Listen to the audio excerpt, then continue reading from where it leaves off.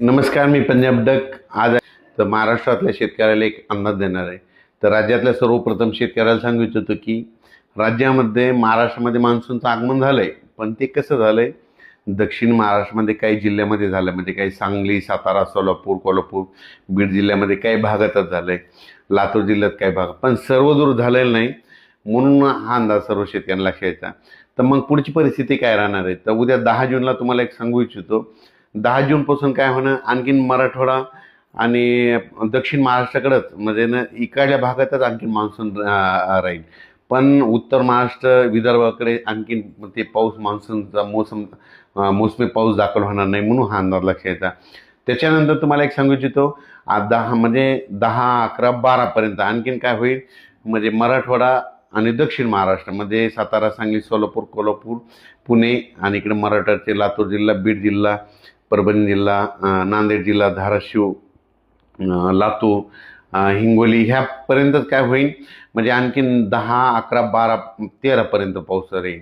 म्हणून हा अंदाज लागायचा. पण हे सगळीकडे मान्सूनचा मोसमी पाऊस पडणार नाही, काही भागातच पडला, जिथं पडला तिथं जास्त पडायला, सर्वदूर काही पडणार, म्हणून हा अंदाज लक्षात. पण त्याच्यानंतर काय झालं, विदर्भातले शेतकऱ्याचे फोन आले. तर मग विदर्भामध्ये आणि उत्तर महाराष्ट्रामध्ये नंदुरबार जिल्हा झालं, धुळे जिल्हा झालं, त्याच्यानंतर विदर्भामध्ये नागपूर, तिकडं म्हणजे काय परिस्थिती राहील, तर त्या शेतकऱ्याला सांगू इच्छितो की काय होणार आहे. म्हणजे 13 तारखेपासून, म्हणजे 13 तारखेपासून, 13-14 ते मग 16-17-18पर्यंत मग काय होईल, उत्तर महाराष्ट्र आणि विदर्भाकडे मोसमी पाऊस दाखल व्हायला सुरुवात होईल. पण हे पाऊस सगळीकडे दाखल होणार नाही, कारण की काही काही भागामध्येच दाखल होईल, म्हणजे याच्यामध्ये जास्त असा जोर नाही. काही भागात जिथं पडला तिथं जास्त पडायला आणि काही भागात कमी पडायला आहे, म्हणून एवढा जोर नाही. जिथं ओल झाले तिथंच होणार आहे, काही भाग सोडून देखील देईल. पण हे करत असताना तुम्हाला सांगू इच्छितो की 13, 14, 15च्या दरम्यान मग मुंबईला देखील, नाशिककडे देखील, मुंबईला देखील पाऊस बघायला भेटेल, पुण्याकडे देखील मोसमी पाऊस बघायला भेटेल. नंदुरबार, धुळे जिल्हा, जळगाव जिल्हा, संभाजीनगर जिल्हा, कन्नड ते भाग, त्याच्यानंतर सोयगाव तालुका, त्याच्यानंतर बुलढाणा जिल्हा, अकोला जिल्हा, अमरावती जिल्हा, वर्धा, भंडारा, गोंदिया, चंद्रपूर, यवतमाळ ह्या पट्ट्यामध्ये काय होईल, मग 13च्या नंतर तिकडल्या पट्ट्यामध्ये मोसमी पाऊस बघायला भेटत. पण तो पण सर्वदूर नाही राहणार, काय होणार आहे, काही काही भागातच पडणार आहे. मग शेतकऱ्याला सांगायचं तर याच्यामध्ये काय झालं की आहे, पण थोडा कमजोर आहे. तर शेतकऱ्याला एक विनंती की जमिनीमध्ये जर ओल असेल तरच पेरणीचा निर्णय घ्या, नसता घेऊ नका. मी पहिल्यापासूनच म्हणलं होतं की यावर्षी पेरणीचे 3 टप्पे होणार आहे, एक 7 ते 14मध्ये. मग आता दक्षिण महाराष्ट्र, कोल्हापूर, सांगली तिकडे पाऊस झाला, त्यांच्याकडे ओल असेल तर ते पेरणी करू शकते, समजा की ते त्यांचा निर्णय घेतील. त्याच्यानंतर काय होणार आहे, जूनच्या शेवटच्या आठवड्यात, म्हणजे 20 जून ते 30 जूनमध्ये एक पेरणीचा टप्पा राहील. मग त्याच्यामध्ये देखील महाराष्ट्रामध्ये पाऊस पडणार आहे. आणि त्याच्यामधून जर काही शेतकरी उरले तर 10 जुलै ते 15 जुलैमध्ये पाऊस येईल आणि त्याच्यामध्ये सर्व शेतकऱ्याची पेरणी होणार आहे, म्हणून हा अंदाज.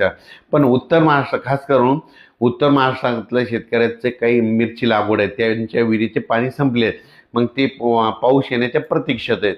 तर त्यांच्या उत्तर महाराष्ट्र, कन्नड तालुका, सिल्लोड, भोकरदन, त्याच्यानंतर जळगाव जिल्हा, नंदुरबार जिल्हा, धुळे जिल्हा, त्या शेतकऱ्याला सांगू इच्छितो की पारोळा तालुका, की तुमच्याकडे मात्र 13 तारखेपासून, 13 जूनपासून ते 17-18पर्यंत दररोज वेगवेगळ्या भागामध्ये विखुरलेल्या स्वरूपाचा हे मोसमी पाऊस दाखवलोय. सर्वदूर नाही पडणार, पण वेगवेगळ्या भागात पडणार आहे, म्हणून हे अंदाज शेतकऱ्यांना घ्यायचा. त्याच्यानंतर विदर्भामध्ये देखील अशीच परिस्थिती राहील. विदर्भामध्ये देखील काय होईल, 13 जूनपासून ते 17-18पर्यंत, 13, 14, 15ला, 18, 17, 18च्या दरम्यान तिकडे विदर्भात देखील काही जिल्ह्यामध्ये दाखल होईल.